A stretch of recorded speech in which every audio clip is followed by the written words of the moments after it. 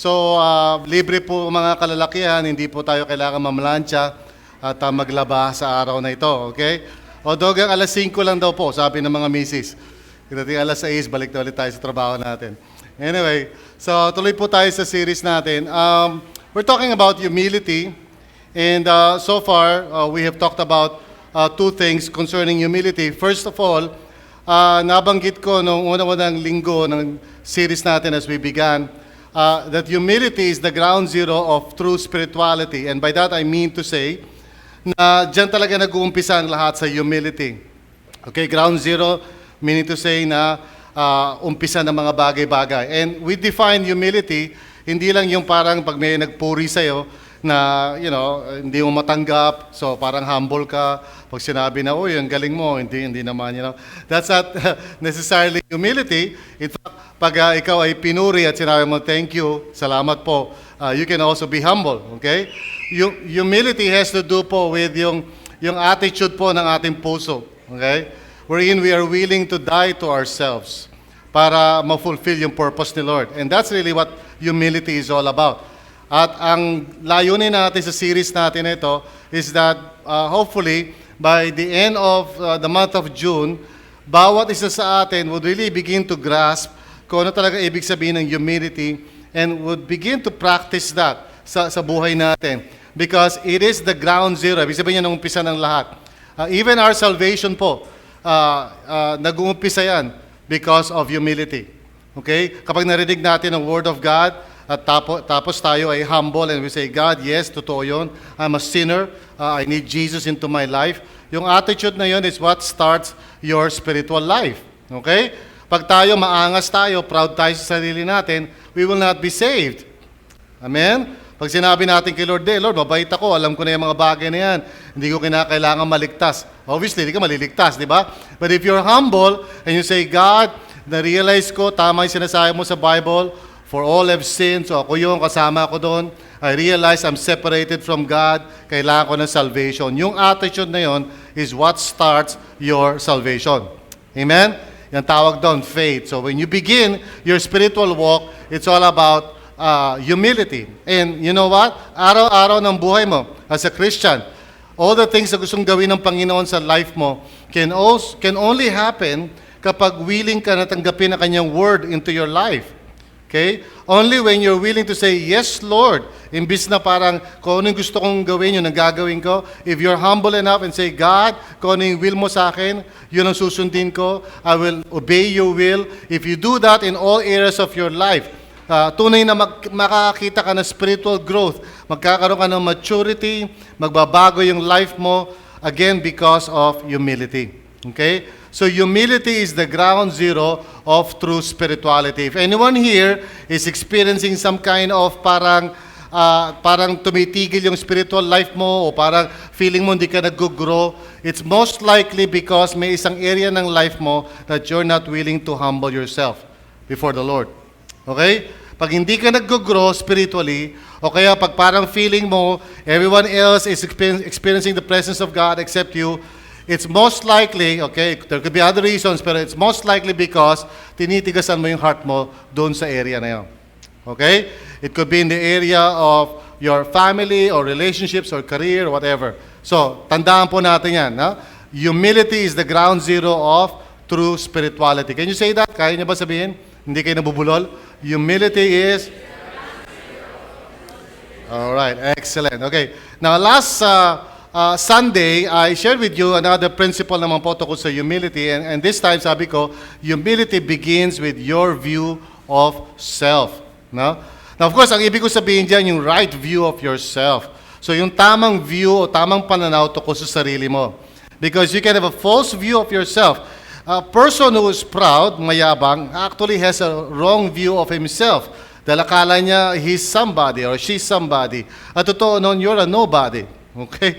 Kung i-compare mo sarili mo sa buong universe, wala ka pa isang wala ka pa speck, hindi mo lang kasilaki ka ng speck, okay? You're really nothing, no? Now, by the grace of God, He loves us, binibigyan niya tayo ng worth, and that's why ang tamang pananaw mo sa sarili mo is that ang value ko as a person comes from Jesus Christ. It does not come from anything na na-accomplish ko. It does not come from my titles or anything na masasabi mo pwede ko pagmalaki sa sarili ko. There's nothing that I can boast about myself. Okay? So kung masyado kang particular sa posisyon, masyado kang particular sa reputation, malaking issue sa iyo yung image mo, that means you're insecure. Wala kang tunay na value in Christ sa sarili mo. You must always remind yourself, okay? Ang tunay na value ko lamang sa mundong ito is because of Jesus. Okay, God loves me. He sent His Son. He loves me. Mahal ako ng Panginoon. He has a purpose for my life. So, okay lang if you think less of me. Okay lang kung medyo, maaring tingin mo sa akin, mababa ako. I'm okay with that. There's no problem. Okay? Wala akong kinakailangan ipagtanggol sa sarili ko. I don't need to be so concerned na maganda ang tingin mo sa akin. Maybe hindi maganda ang tingin mo sa akin. It's all right. Okay? Wala akong kinakailangan patunayan. And I'm willing to be corrected. I'm willing to be criticized kung kinakailangan. Kung may mali ako, yes, bring it on. Sabihin mo sa akin because I'm not surprised. Dahil hindi naman ako perfect. Jesus loves me for who I am. Kasi pag ang isang tao walang tamang pananaw sa sarili, it's very hard for him to humble himself. Okay? Lalo-lalo na pag kinokorek ka ng mga tao sa paligid mo. It's very hard for you to accept correction pag mayabang ka. Okay? But if you're humble, if you have a right view of yourself, willing ka to be corrected, and you know what? Pag willing ka to be corrected, you can become a better person. Okay? Kasi yung feedback sa kayong honesty mo whenever you're confessing yung mga weaknesses mo, yan ang susi sa paglago. Amen po ba? Alright, so let's go now to the third thing na gusto ko maintindihan nyo about humility, and this is so important. Humility po is the key, susi, okay? To unity, intimacy, and victory. Okay, ulitin ko. Humility is the key to unity. Yung pagkakaroon ng pagkakaisa, alright? Wherever that may be. Sa bahay, sa pamilya, in marriage, or even in the church, o kung saan man tayo naroon. Whenever there are people, kung meron silang humility in the Lord, yung tamang klaseng humility, okay, pwede silang magkaroon ng tunay na pagkakaisa. Now, remove humility doon sa relationship na yon, and sure enough, magkakaroon ng gera doon. Okay, magkakagulo pag mayayabang yung, can you picture that in your mind? Pag ang yayabang nyo sa loob ng family niyo, okay, lahat kayo maere, okay, there's no peace. Okay? Everybody wants to be correct, no? Now, intimacy has to do with our relationship with God because ultimately, yung humility na magdudulot ng peace sa buhay natin in relation to other people has to do with yung willingness natin to submit ourselves to God. Pag tayo po ay merong kababaan ng loob sa Panginoon, then He can teach us kung paano relate sa mga tao. And you know what? No one of us dito, walang sino man sa atin dito ang pinanganak sa mundong ito with enough wisdom and knowledge to relate well with other people. And I don't care kahit gaano perfect yung family mo. I mean, all of us, lahat tayo, meron tayong mga bagay na natutunan while we were growing up na marahil yan ang nagiging cause ng problema natin sa ngayon. Okay? Maybe lumaki ka sa isang pamilya na pag merong conflict, nag-walk out lahat. And so you bring that on right now sa family mo. Ganun ka rin ngayon. So every time na nagkakaroon ng di pagkakaunawa, nag-walk out ka rin. Okay? Or maybe you grew up in a family na ang paraan nila to resolve conflicts is sa magitan ng sigawan. So here you are right now in your present family, na wala kang ginawa pati magsigawan. Okay? And on I can go, no? Na lahat tayo rito, may mga sari-sari, mga dysfunctionalism sa buhay natin. And that's why we need the Lord. Amen? And through Jesus Christ, He can help us na mabago yung mga mali nating paraan at ugali. Amen? How many of you are humble enough to admit na meron ka mga maling ugali at paraan na nagiging detrimental sa family mo? Okay, that's good. You're humble, okay? I was afraid na walang magtataas. Hindi ako. I mean, napaka-perfect nga ng family ko. Wala akong masabi, okay? So all of us has that kind of problem. Also, victory because inevitably, tandaan ninyo, lahat ng mga relational problems po natin ay dulot ito ng poison o ng deception na binibigay ni Satan sa isipan natin. Okay? Now, he cannot know what is going on inside your mind, but he can suggest things sa puso mo. And if you are not self-aware, and if you're not humble enough to let God have His way, at huwag kang makikinig kay Satan sa kanyang mga suggestions sa'yo, okay? Okay? Then you will be able to see yung bunga niyan sa pamilya mo. There will be peace at home. Magkakaroon ng peace sa cell group, sa life group. Magkakaroon ng kapayapaan in the church when people are more willing to listen to God rather than to Satan. Now, of course, sabi mo sa akin, Pastor, di ako nakikinig kay Satan. You see, itong problema natin pag si Satan na nagdidikta sa isip mo, hindi mo naman nare-recognize yun na si Satan yun kasi wala naman tawa sa huli. You know? Di ba? Kasi pag may nagsasuggest, sabi mo, banatan mo na yan, or wag mo siyang kausapin, masama yan, bad siya. Sana kung sa bandang huli ng thought na yun, bigla merong, then you know that it's Satan Okay? Unfortunately, hindi mo alam na si Satan yun. Basta nasa isip mo lang, masama ang loob mo. So sabi ng thoughts mo, huwag mo na siyang kausapin, tigil mo na yan, wala nang usapan yan, tapos na kung tapos, ayoko na. You think that those are your thoughts, but they are Satan's thoughts. Those are the devil's thoughts because God is never a God that would contradict himself. He is a God of love. So malalaman mo na si Lord na nag-i-speak sa'yo pag naririnig mo sa thoughts mo, patawarin mo siya, mahalin mo siya, kausapin mo siya. God is talking to you. Okay? Pero pag naririnig mo sa thoughts mo, patayin mo siya, saksakin mo sa lalamunan. That's not from God. Okay? However, you don't discern it that way. You think emotions mo lang yun. You think those are just your thoughts. So today I want you to understand, humility is the key para, first of all, magkaroon tayo ng magandang relasyon wherever we are, family man yan, church man yan, o saan man yan. Also, in terms of our relationship with God, which is the key sa buhay natin, kung mag-humble down tayo and let God be God sa buhay natin and resist the evil one, magkakaroon tayo ng greater peace sa ating experience. Okay? Now, I'm not saying perfect peace because there are times na minsan talaga napipressure tayo. There are times na nai-stress tayo. So there are times na nawawalan tayo ng control sa sarili natin. How many of you are humble enough to admit na minsan nawawala ka ng control sa sarili mo? Okay. Some of you, papunta po na sa church, nawala na kayo ng control. Okay? Naghagis na kayo ng plato or something. Okay? So we're going to talk about this. Humility is the key to unity, intimacy, and victory. So let's pray. Father, by your grace po, we want to learn how to humble ourselves before you and how to humble ourselves before other people, Panginoon. So dinadalangin po namin, Lord God, na tulungan mo kami, Panginoon, to understand your ways and to see how humility plays a very important role sa aming relationships, Panginoon. First sa inyo and then sa kapwa namin, Panginoon. So speak to us, Father. Teach us today through the Holy Spirit. We submit ourselves to you, Heavenly Father. In Jesus' name, everybody say amen? All right, amen. Now, we are all different po, mga kapatid. Just like this group of pencils dito, iba-iba po tayo, alright? Iba-iba ang personality natin, iba-iba ang background natin. We all have differences. Amen? Sabi mo sa katabi mo, praise God, magkaiba tayo. Sabi mo, praise God, hindi kita kamukha. That's a wonderful blessing, di ba? Sabi siguro iba tayo, buti na lang, hindi kita kamukha. But anyway, magkakaiba tayo. And so, by that very fact, okay, kung tutuusin, we have all sorts of potential conflicts just waiting to happen. Okay? Ang truth po talaga niyan, magkakaiba po tayo. Although, pag tayo ay first time magkita, we try to hide it.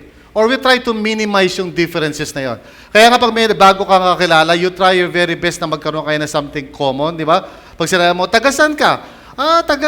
Ganyan. Sasabihin niya, kung probinsya siya, Nueva Ecija. Tapos kahit hindi ka taga Nueva Ecija, sasabihin mo, alam mo, meron akong pinsan na kaibigan na ganito, na taga Nueva Ecija. Talaga? Yan. So, there's some kind of bonding, okay? Ayaw mo kasi magkaroon ng difference, di ba? We're all making that kind of effort. Pero ang totoo noon, all of us are different talaga from each other. So as you sit there sa upuan na yan, each of you is different from the person seated on your left and on your right and in front of you and at the back of you. Okay? So kung tutuusin, there's a lot of conflict that can happen between us. Okay? The only reason is kaya wala nangyayari is most likely dahil hindi pa tayo nag-open up ng sarili natin. That's why usually nagkaka-conflict yung nag-aasawa because they begin to open up themselves to each other. Di ba? Yung mga ilan sa inyo rito, may asawa na kayo? Taas sa kamay, may asawa na kayo. Okay, so you know this, di ba? Kasi nung kayo nagliligawan pa, yung lalaki siya yung pinaka-pogi, siya yung pinaka-handsome, prinsipe talaga, di ba? Yung babae naman siya ang pinakamaganda, Miss Universe, etc., etc. And then after 3 months, okay, yung lalaki mukha ng palaka.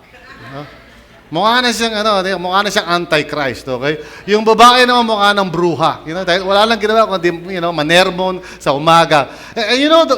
Nalalaman mo lang yun over time, eh. Kasi habang nagliligawan kayo, siyempre, you always put the best foot forward. Ganun naman talaga yung normal. Di ba? Mga kabataan, laging pogi, laging nakasuklay, ganun yan, di ba? So, laging mabango yung, kasi nag-toothbrush bago humarap, di ba? Okay, pag nag-asawa na kayo, hindi na nagtutoothbrush yun, okay? Later na, okay? And then, kamusta ka? Ha? I know you will be slain in the spirit. Anyway. So, we are all different, and ang totoo no, we can still be one kahit na different tayo. We can be united. As a family, pwede magkaroon ng peace. As a church, pwede magkasundo. Even as a nation, pwede tayo magkasundo. Alright? It's really possible. Kaya lang, it's not possible by our own effort lamang. It's possible only in and through Jesus Christ. Now, without Jesus, mapupurol tayo. Without Jesus, all of us, meron tayong mga rough edges. Left on our own, sa sarili lang natin, we will rub each other the wrong way. Kaya nga, pagtagal-tagal sa family, di ba, nagkakaroon ng conflict, nag-aaway, mga mag-asawa, mga anak, mga magulang, and so forth and so on, nag-aaway. Okay? Even yung aso, inaaway natin after a while.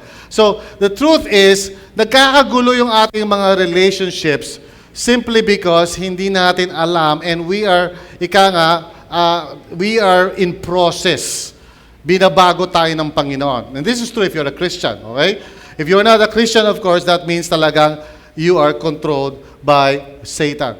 Pero pag ikaw ay nag-surrender na ng buhay mo sa Panginoon, then, okay, God is working in you and through you. Kailangan ka mag-cooperate. At ang tawag doon sa cooperation na yon is humility. Sabihin nyo nga po, humility. That means na willing ka na matuto sa Panginoon. Because you don't know, okay, how to really relate. Even though you think alam mo. Ang totoo niyan, there are a lot of things na kailangan i-surrender mo. There's a lot of you na dapat mamatay. And that's why yung marriage is one of the best places to grow, kung tutuusin. Because in marriage, marireveal talaga kung sino ka. Amen? Di ba? Kasi hindi ka na masyadong nagtatago noon. Hindi ka tulad na naliligaw ka, ayaw mo ipakita yung mga pangit sa'yo. But when you get married, you show the real you. At yung partner naman ganun din. So dalawa kayo, the real you comes out. And guess what? Kapag yung real you comes out, gera. Okay? Lumalabas na masungit ka, lumalabas na hindi ka pala ganun ka-understanding, lumalabas na selfish ka pala, lumalabas na ang takaw mo pala, ikaw umuubos lagi ng chokes, you know? So, it all comes out in marriage. Okay? And that's true also in church.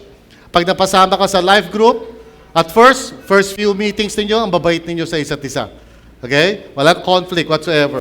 But then as you continue to have friendship, together, develop ninyo, after a while, lalabas na yung mga pangit.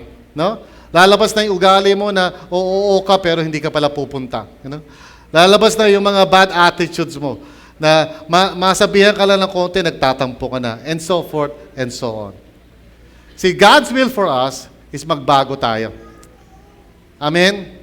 And the way na matuturuan niya tayo dyan is through humility. Kapag willing tayo mag-humble ng sarili natin, we can experience po yung real life, which is a right relationship with God and a right relationship with others. Now, some of you dito, I'm sure, hindi pa kayo nakaka-experience ng para mga negative na experiences, lalo na sa mga kapatiran. Okay? Maybe sa bahay nyo meron, pero sa church wala pa. At ang reason nun is very simple. Ayaw nyo kasing i-open yung heart ninyo sa kapwa. And so you never experience anything negative in the church. Okay? And what we're going to look at right now is a passage that is so realistic. Makikita natin na in the church, pwede magkaroon ng di pagkakaunawaan. Amen? Are you ready for that? Diba? In the church, dito, tingin ka sa paligid mo. Lahat yan mga potential enemies mo. Okay? Now, I wish I can tell you na lahat na nakikita mo sa paligid mo, lahat yan may bilog sa ulo at ang babait. They will never hurt you. Hindi sila, kung pag umutang sila, babayaran ka nila agad. I wish I can tell you that. Pero iba-iba po tayo. And some of us have a lot of rough edges na kailangan baguhin ng Panginoon. Amen? Okay, so much for that. Humility po, again, is the key to unity, intimacy, and victory. So kung gusto natin ma-experience yung tinatawag na real life, kung saan maganda yung relationship mo with the Lord, maganda yung relationship mo sa kapwa, then we need to humble ourselves. Amen? So, let's start off with this idea called unity, yung pagkakaisa. How many of you want to see yung family mo na nagkakaisa? Hindi kayo watak-watak. Of course, lahat tayo, right? How many of you gusto nyo na yung marriage niyo ay nagkakaisa kayo talaga? Dalawa lang? Tatlo lang? Okay. Hindi, siyempre yung mga walang asawa, di kayo kasali doon, di ba? Okay. Alam ko yung iba talagang kulang nila, itaas nila, pati paa nila. Di ba? Wish lang nila. Yung iba naman medyo parang feeling mo too late na kasi nagkahiwalay na kayo. No? So parang pagtaas mo parang napapakamot ka na lang kasi hindi nag-workout eh. Well, today I want us to understand this idea called unity and how humility comes into the picture here. So here's the passage from the book of James.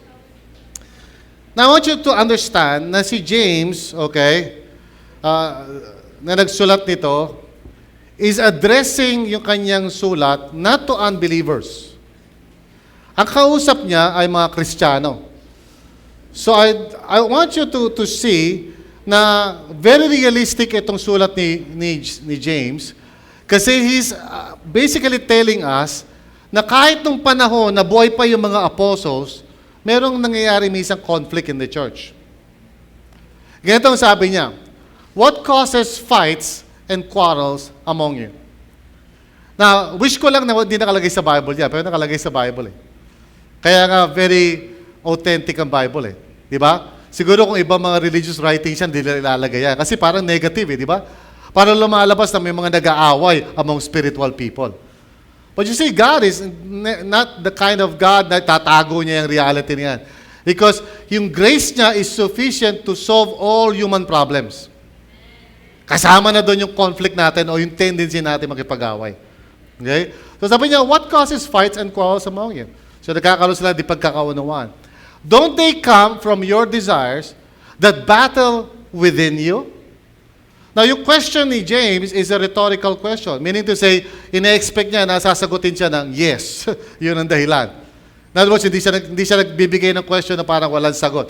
He's basically saying, don't they come from your desires that battle within you? Di ba? So, basically, he's telling us na ang root cause ng problema natin are what you call desires. Now, hindi nga niya particularly ina-identify yung evil desires. He's not necessarily saying na evil desires lang ang pwede maging problema. He's just giving us a general idea rito na lahat tayo may gusto. Lahat tayo may mga goals. And you know, doon nanggagaling talaga lahat ng ating conflict. Once na yung goal natin, which is different, doon sa goal ng kabilang tao, and both of us, pareho natin gustong matupad yung goals natin. Now, it could be a good goal. Now, of course, kung masamang goal, quite obvious naman yun, di ba? Gusto mong patayin yung isang tao, siya ayaw naman niyang patayin. That's quite obvious, okay? Pero sometimes yung goals natin nagko-conflict simply because magkaiba tayo. For example, a father, for example, who grew up na basically dinisiplina siya ng kanyang mga magulang, tinuruan siya, and so lumaki siya na responsable at alam niya ang ibig sabihin ng palo. Okay? So, kapag siya may anak na, sasabihin niya gano'n sa anak niya, okay, dumapa ka, I will spank you. Now, yung nanay, iba naman ang nasa isipin niya kasi karanasan niya, abusado siya when she was growing up. Yung klase ng discipline na nararanasan niya when she was growing up was talagang sobra. As in talagang gulpi sarado siya. And even to the point na talagang duguan siya. So she remembers that. Now, ang goal niya sa mga anak niya ay lumaki ng hindi nararanasan yun. So mabuti yung desire niya. Ang desire niya is that yung kanyang anak niya hindi magkakaroon ng suffering na tulad na dinanas niya. Pero yung asawa naman niya, ang desire ng asawa niya, lumaki yung mga anak niya ng merong discipline. And guess what? Magkaiba sila. Yung desire ng tatay sa desire ng nanay will now begin to clash. Kasi gusto ng nanay proteksyonan yung kanyang mga anak. So, pagpapaluin na ng tatay, huwag mo sasaktan mga anak ko. Ako ang makakalaban mo. And then yung tatay naman, tumabi ka dyan kasi kailangan madisiplina ko mga anak natin. Kung hindi, ikaw ang tatamaan ko. And sure enough, after a while, sila na nagtatamaan. And it all starts with desires. There are certain things that you want. Now, I'm making it parang may kinalaman sa family, but this can happen even in the church. Sasabihin ng isa na, dapat ganito kasi gawin natin, pastor. Which may be good. Diba? Dapat ganito paraan natin, pastor eh. Para maayos tayo dito sa RLCC. And somebody else will say, well, hindi, dapat ganito tayo. Now, maybe positibo yun. Maybe there's nothing wrong with it. Kaya lang iba yung gusto niya, iba rin yung gusto niya.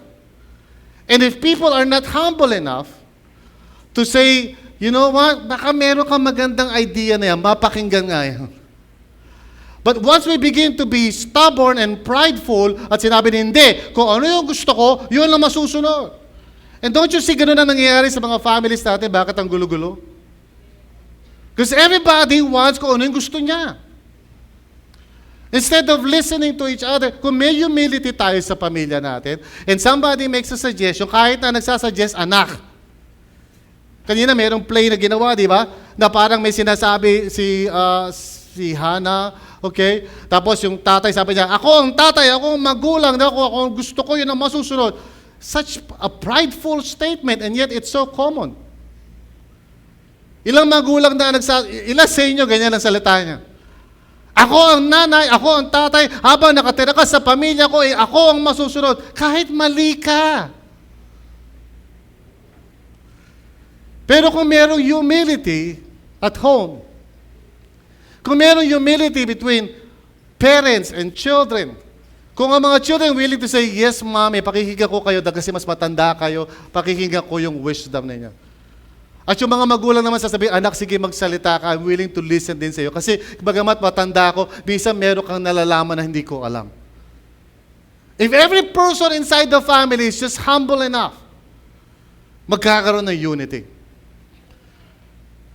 But you see, it's so hard kasi walang gusto magpatalo. Everybody wants to be right. Ang goal ng bawat isa sa atin, kailangan ako ang masunod. Hindi yung magkaroon tayo nawa ng pagkakaunawaan at pagkakaisa. See, the Bible speaks about these things. So hindi natin sali masama yung gusto mo. It can just be a very strong desire. Gusto mo kasi ganito eh. Di ba, mami, dapat ganito. Daddy, dapat ganito. Tapos, anak, ako ang magulang, sumunod ka. Sa akin nang gagaling ang baon mo. And so for as long as ganun yung position natin, there is no peace. Hindi natin mararanasan yung unity na nais ng Panginoon na matupad sa atin. But if we're willing to humble ourselves, say, God, maaaring magulang ako, pero hindi ako kinakailangan maging magulang. Ang gulang nyo kasi eh. Maaaring anak ako, and maybe marami akong alam, kasi nag-aral ako, tapos yung mga bagulang ko hanggang grade 5, ako, umabot ako ng grade 6. But that doesn't make you right. Amen? Bilang mga anak, dapat we should honor those who are older than us. Hindi yung porket meron ka lang natutunan, meron kang alam, kasi mami, basta, di mo kasi alam.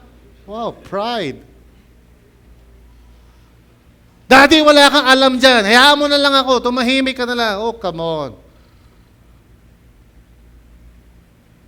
Okay, mga magulang sasabihin, papunta ka pa lang, pabalik na ako. Then sasabihin ng mga anak, ito mami, pamasahe. Para bumilis ang takbo mo. You see, pride causes a lot of problems at home and in the church or anywhere else. Dami ko na nakita mga marriages na nasira because yung couple masyadong prideful. Now, you desire, sabi niya, but do not have, so you kill. Now, hindi literal yan na nagpapatayan yung mga kausap ni James. Otherwise, wala na siyang kausap. Amen. Logic.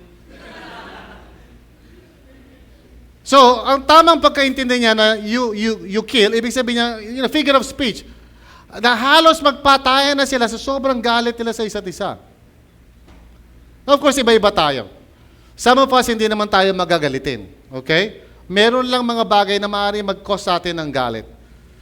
Now, for example, sa bahay namin, okay, magkaiba kami ng wife ko.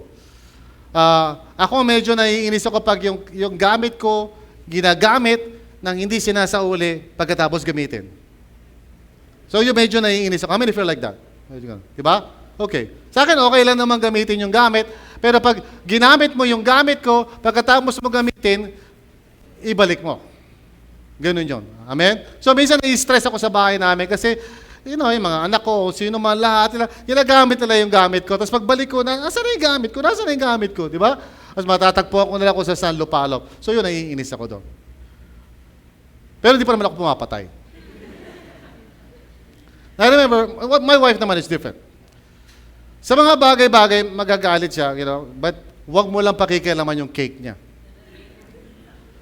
Because one time, I remember, there was a person living with us and accidentally, kinain niya yung cake ni PG nang walang paalam. So talagang, pinag-pray namin yung tao na yun. Sabi namin, pag-pray ka namin. Humanda ka. Anyway, I'm making fun with my wife. But totoo, lahat naman tayo may mga issues na mabibigat. Alright? Pag yung issue na yun ang tinamaan na kaltek na ganyan, di ba? That's when you really begin to be upset. Yung ibang bagay, walang epekto sa'yo. No? Pero pag dun ka medyo na yun, nagagalit ka. And what James is talking about here is yung tendency ng mga tao na kapag hindi nasusunod yung gusto nila, they become violent. Ilan sa inyo dito na kapag hindi masunod yung gusto mo, nagwawala ka? Now, don't raise up your hands. Now, yung pagwawala, maraming version yan. Pwedeng silent treatment yan. Galit ka ba? Hindi. Ba't para kang galit? Akala mo lang yan.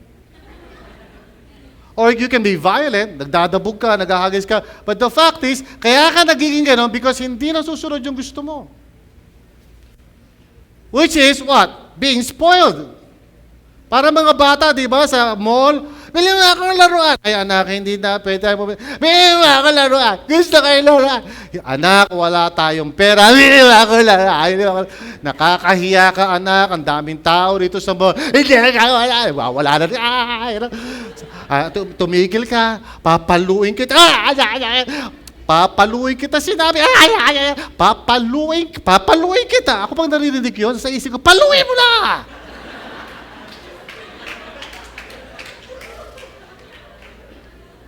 Puro banta ayaw naman gawin. The thing is, di ba pag may spoiled na tao, parang kung ano yung gusto niya, yun ang nangyayari. Now, some of us are like that. The reason bakit nagkakaroon tayo ng mga relational problems is because may gusto ka, hindi masunod, tapos nagwawala ka. What you need is humility. Because sometimes hindi ka masusunod.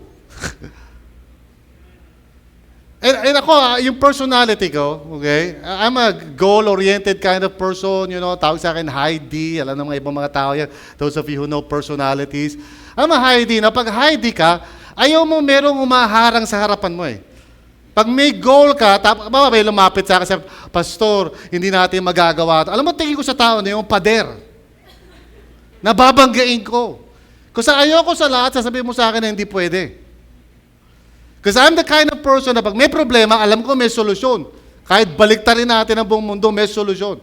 Kaya lagi ko sinasabi rito, huwag kayong lalapit sa akin na ang report nyo may problema. Kasi baka kayo magkaroon ng problema sa akin. And so I'm that kind of personality. But God is dealing with me and telling me, anak, it's not all the time na kung ano yung gusto mo, yun ang mangyayari. And it's not all the time that things will work out the way you wanted. Kaninang umaga, I arrived. Maaga ako dito. And I was saying to myself, kailangan maaga para hindi masyadong stressful. At ayusin ang dapat ayusin sa mga streaming. Ihahanda ang mga camera para maging peaceful ang aking mundo. Okay. And then I arrived, And I saw na wala sa lugar yung camera, nakatanggal, and everything. To make the long story short, ayaw tumakbo yung streaming namin. Kaya mapakalat kayo kung nanonood kayo ngayon. Kanina, ayaw pa madali yung streaming. Okay? And so I was really, dumataas yung yung stress ko. Kasi hindi ko mapatakbo yung streaming. Walang camera, may team. And then things were not working out. And then nung mag-preach na ako, iba yung lumabas na PowerPoint. Paglabas ng PowerPoint na gano'n, sabi ko, ano ba yan? English ang lumabas, Tagalog yung service. Sabi ko, nakangiti ako, English ha? Dapat Tagalog tayo ha?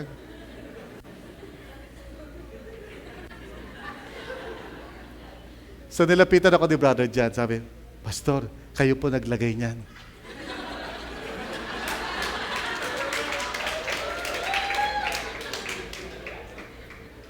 Ako ba? So na-discover ko, ako pala naglagay, ako pala yung mali. But pagkatapos ng first service, I was at the office, I was here sa likod, and I was thinking about it, and God was telling me, not all the time, things will work out the way you want it. And one of the sisters, bless her heart, sabi niya sa akin nung pauwi na siya, palabas na siya, sabi niya, Pastor, easy ka lang. Hindi na tayo bumabata. It's another way of saying, itigil mo na yung ginagawa mo. So, cool now. I'm a cool dad. Okay? Hanggang stress tayo rito. Okay. You desire but do not have, so you kill. You covet, but alam niyo ba you covet? Hindi yung tinatakpan mo, you covet, you cover it, okay? You covet. Ang ibig sabihin ng you covet is yung parang nasa isip mo lang. Hindi yan naman kinukuha mo eh. Nasa isip mo lang. It could be anything. So you can covet, for example, somebody's cellphone. Titingnan mo lang naman. Hindi mo naman inaagaw. Pero titingnan mo yung cellphone niya habang patulak-tulak siya, gano'n parang. Sa isip mo parang, pero sa isip lang. Yan ang ibig sabihin ng covet eh. You're not doing anything. Pero sa isip mo, you want something. So sabi niya, you covet, but you cannot get what you want. So you quarrel and you fight. The reason bakit minsan nagiging parang mahirap kang kausapin is because there are things na hindi mo nakukuha eh, at naiinis ka. Gusto mo malinis yung bahay, hindi malinis. Gusto mo pag-uwi mo, hugas na yung pinggan, hindi hugas. Gusto mo yung mga anak mo nag-aaral pagdating sa bahay, galing sa school, upo na agad, aaral na sila. Hindi sila nanonood ng TV, kaso nanonood ng TV. Shoot mo, Lebron. Anong Lebron? Lebron ang intindihin nyo, hindi Lebron. So every time na hindi natutupad yung gusto mo, naiinis ka eh. And that's when humility must come into the picture. So, sabi ni James, you do not have because you do not ask God. Hindi ka kasi nagpipray. And sabi niya, when you ask, you do not receive. Because you ask with wrong motives. So, hindi lahat ng prayers nasasagot. Minsan hindi nasasagot because, sabi rito, you're just asking para to spend what you get on your own pleasure. In other words, self-interest yung dahilan mo. You're praying for something, hindi dahil gusto mo yung will of God. Nagpipray ka kasi meron kang gusto. And sometimes God will not give it to you. Lord, siya na ibigay mo sa akin. And God knows na wala kang desire na sundin siya, so He does not give you that person. And so dahil hindi mo nakuha, hindi mo siya napasagot, nagwawala ka ngayon. At the reason ba't ka nagwawala is because you're not humble enough to accept na minsan may will si Lord na hindi katulad ng will mo. Pero kung mag-humble down ka lang, at kung mag-humble down tayo lahat dito, we will learn to just submit ourselves to God and say, God, thy will be done, not my will. Now, humility is the key to unity. It's also the key to intimacy with God and also with other people. Now, yung relationship natin nagiging close, first of all, kay Lord. Ito ang sabi, you adulterous people, don't you know that friendship with the world means enmity against God? Na ano yung enmity? Well, the next verse explains it. Therefore, anyone who chooses to be a friend of the world becomes an enemy of God. In other words, may choice ka dito eh. Okay, do you want to submit yourself to God and say, God, you're my friend, I love you, whatever it is na will mo sa akin, yun na masusunod. Or, pipiliin mo yung sarili mo, and then by doing so, you become an enemy of God. Ewan ko sa inyo, mahirap maging enemy si God. Para ka nagtampo sa bigas. Because God is the author of every good and perfect gift. And yet, amazingly, a lot of people do that. Meron kang gusto, tapos pinipilit po kahit hindi yun nakalooban ni Lord para sa'yo. In fact, pag nagpe-pray ka, gusto mo i-bless lang ni Lord yung decision mo. Lord, i-bless mo nga pala yung trabaho sa, ganun yan, pag humingi ng prayer request, di ba? Ano nga prayer request yun? Sana matanggap na ako sa trabaho. And minsan, just I play around, I say, pinag-pray mo na yung trabaho na yun. Hindi ipag-pray natin na sana matanggap ako sa trabaho. Hindi nga, pinag-pray mo na ba yung trabaho na yun na para back sa iyo yun. Hindi pag-pray nyo lang na matanggap ako. See, ang gusto mo matanggap ka sa trabaho, hindi yung ano yung kalooban ni Lord sa iyo, with or without that kind of trabaho. What if God doesn't want that job for you? Have you ever thought about that? Okay, Lord, sabi ko, pag pumasok siya na nakapula siya na, pumasok nakapula. Kasi yun ang uniforme nila.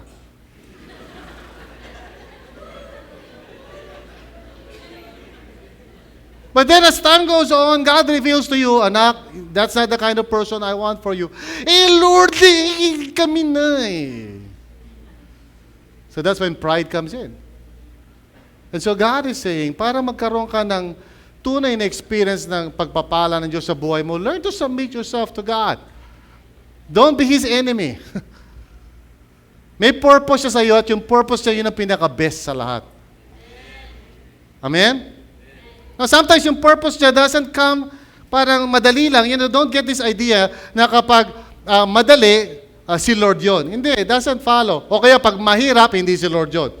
Pag nag-a-apply ka, tapos parang ang bilis-bilis, tanggap ka agad, si Lord yun. Well, not necessarily. Nag-apply ka sa school na to, tapos everything just worked out. Well, will the Lord yan? Not necessarily. It could just be a test or a temptation sa'yo. At hindi rin naman totoo na porket mahirap ang isang bagay, hindi na will ni Lord yun. Because sometimes yung will ni Lord sa'yo requires certain sacrifices. So what you need to understand is, sumunod ka sa Panginoon rather than meron kang agenda, may plano ka na pinipilit mo lang. Sabi ni James, or do you think Scripture says without reason that He jealously longs for the Spirit He has caused to dwell in us. Ang ibig sabihin nito ganito, mahal ka ni Lord. Gusto niya all out ka sa Kanya. 100%. Ayaw niya meron ka kompetensya sa puso mo. Kahit na mismo yung tao minamahal mo can become an idol in your life. So sometimes God removes the very person na mahal mo. The simple reason is this. Yung tao na yun has become a substitute for God in your life. And because God loves you at alam niya na once ma-obsess ka sa tao na yun, you will be destroyed. So He takes away that person from you so that you can just love God with all your heart para maibigay niya sa iyo the right kind of person na magmamahal sa iyo. And some of us don't see that. Kasi pag may gusto tayo, gusto natin ipilit. So God is saying to us, gusto niya all out ka magtiwala sa Kanya. Amen? Amen ba? So kung naghahanap ka ng trabaho, wag yung unang trabaho dumating na ang trabaho mo ay 24 hours, 7 days a week. Pastor, ang dali. Nung nag-apply ako, tinanggap agad ako eh. Ano ka? What will happen to the rest of the purpose of God in your life? Paano yung ministry mo? Pastor, ang ganda talaga ng offer. See? It's your pride. Instead of submitting yourself to God and say, God, I will wait for the right time. I will wait for the right person. I will wait for the right business. I will wait for the right thing because I know yung will mo sa akin is the best. Amen? See, but He gives us more grace, sabi nga nito. Because alam niya na natatorn lagi yung puso natin, so He gives us grace. Pero paano nakakarating yung grace sa puso natin? Here's what the Bible says. That is why Scripture says, God opposes the proud, but shows favor or gives grace to the humble. In other words, paano ka magkakaroon ng grace to accomplish all that God wants from you, for you sa buhay mo? Paano ka makakapag-cooperate kay Lord na magagawa mo yung will niya? By being humble. Now here's the point. Pag mayabang ka and you have all these plans, meron kang gustong gawin, di ka nakikinig kay Lord, magtataka ka ba't lahat ng ginagawa mo failure? Hindi nagsasucceed. Lahat ng pinaplano mo, in the end, bulilyaso. Ay, lahat naman ginawa mo. Diba? Nagpaplano ka, nagsusumikap ka, then at the end of the day, failure. You know why? Because you're proud.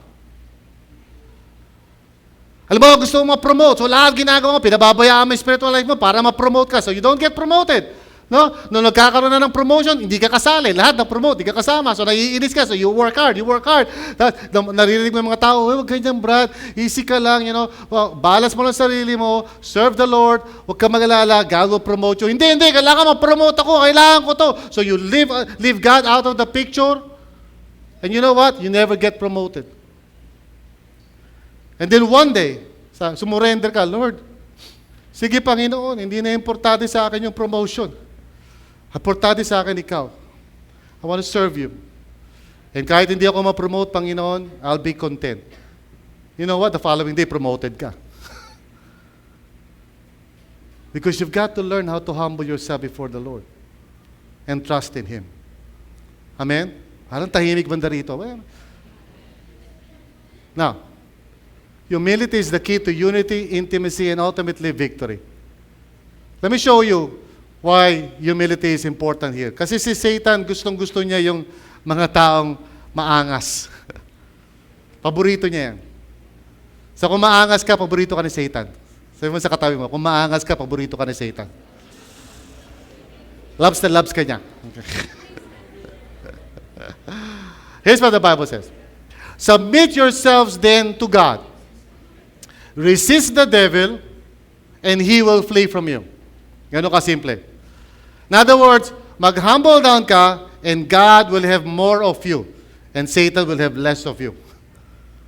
At totoo no, pag hindi ka humble, kasi si Satan siya yung prinsipe ng pride.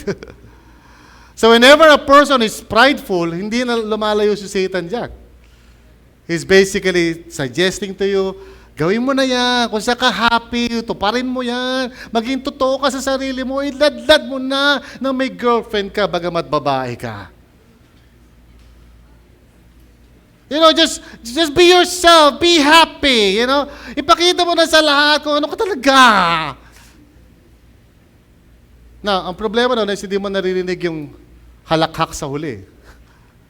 Nakatago yan eh.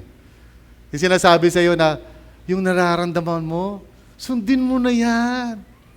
Kung talagang nagmamahalan kayo, ibigay mo na lahat. Tapos wala, silent. Pero totoo, sa likod nun, kaya lang, di mo naririnig eh. Ang naririnig mo lang, mahal ko siya. Ayoko mawala siya sa buhay ko. Kaya ibibigay ko na ang lahat. Mommy, sorry. Can't be perfect.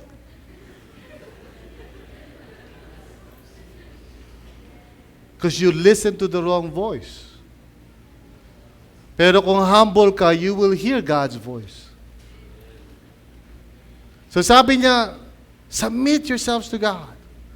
Resist the devil and he will flee from you. Alam niyo ba na si Satan takot sa mga Christians? Ewan ko ba, may mga Christians na masyadong matatakot sa mga, uy, madilim, may white lady. Uy, nararanaw, hingilapat ako, nagpaparandam si Lola. Listen, if you're a born-again Christian, lahat ng mga demonyito sa mundong ito takot sa iyo. Because greater is He who is in you than the one who is in the world. So next time na may nagpaparamdam dyan, parang may kumakaluskos o nakakamoy ka ng tabako mula sa tigbalang, Sabihin mo lang, uy, magsilayas nga kayo in Jesus' name. Baka umbaga ko kayo lahat.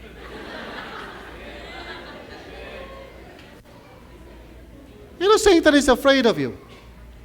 Kaya alam, minsan ginagawa niya tayong punching bag. Sige, sundin mo yung emotions mo dahil, diba, happy ka naman eh. Oo nga eh. Bakit ba ako susunod dyan sa mga ate, kuya na yun na nagsasabi na hindi pa muna pwede mag-boyfriend? Mali kayo!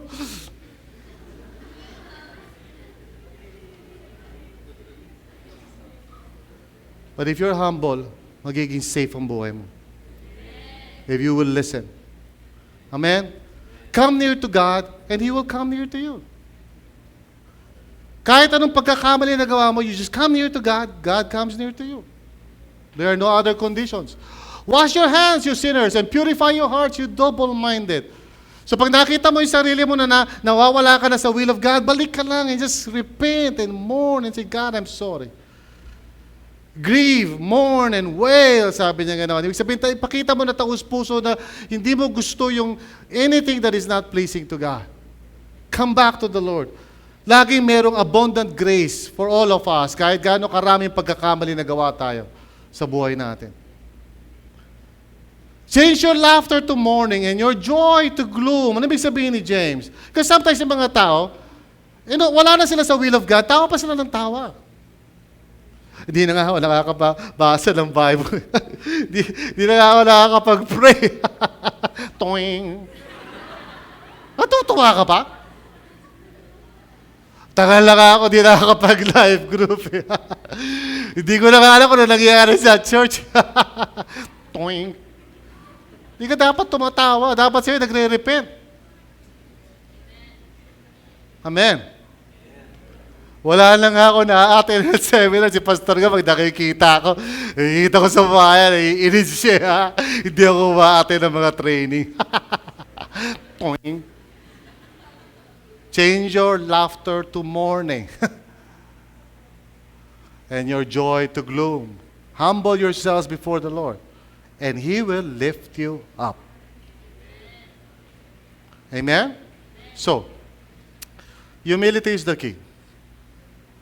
Para magkaroon ka ng magandang karanasan sa relationships mo, humility is the key. Sa buhay mo, sa personal walk mo with God, yung intimacy mo with the Lord, humility. Para magkaroon ka ng victory over Satan, humility. So the more you harden your heart, the more na napapalayo ka sa purpose ni Lord for your life. Kaya nga the last one of the last things that Jesus did was to wash the disciples' feet. Because He was teaching them na ang tamang attitude talaga in the Christian life is to always stay humble. Okay? So mga kapatid, God has a wonderful plan sa buhay natin. Amen? Marami siyang gustong gawin sa family mo. Marami siyang gustong gawin sa buhay mo, sa love life mo. Be humble. Huwag kang magmadali, huwag mo ipilit ang sarili mo. As far as yung mga nangyayari sa buhay natin ngayon, trust God. Maging humble ka. Huwag kang maging mayabang. And God will accomplish His purpose in your life. Amen? Mga magulang, huwag po tayong maging magulang. Listen to your kids. Sometimes tama sila. Amen? Mga anak, be humble towards your parents. Huwag niyo silang sasagutin. Pakinggan niyo yung mga sinasabi nila. Mga magkakapatid sa Panginoon, sa mga life group natin, listen to one another. Magtulungan tayo in the Lord. Everybody needs somebody. Amen? Huwag tayong maging mayabang para yung grace of God patuloy natin maranasan. Amen po ba? Did you learn something today? Sige po, tayo po tayo mga kapatid.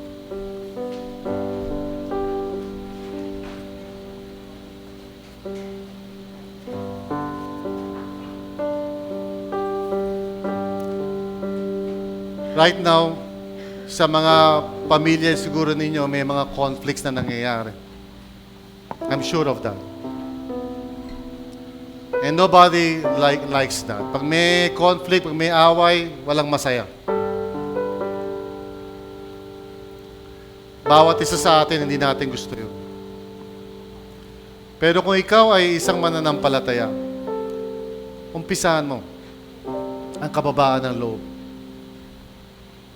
Amen? Mag-humble ka. Kung may mga mali ka, tanggapin mo. Pakinggan mo. Kung may mga bagay na kailangan i-correct sa'yo, huwag kang magmalaki. At kung meron kang gusto, huwag mo ipilit. Trust in the Lord. Sometimes hindi ka masusunod. It's okay. Amen? Sometimes yung gusto mo mangyari o yung pinagpipray mo, hindi yun ang nangyayari. Be at peace. Humble yourself before the Lord. In His own good time, darating at darating ninyo. Alam niya ang ginagawa niya. Alam ni Lord kung kailan ang tamang timing ng lahat ng bagay. Amen? Can you be at peace before the Lord? Can you learn to trust Him? Amen? So let's bow our heads. Let's just bow our heads. Would you say this with me? Sunod tayo. Pray tayo. Father, tama nga, Panginoon. Tama nga, Panginoon. Magulo ang mundo Magulo ang mundo kapag mayabang ang tao. kapag mayabang ang tao. Pero pag nagpapakumbaba ang lahat, Pero kapag nagpapakumbaba ang lahat, may kapayapaan. may kapayapaan. Lord, sa buhay ko,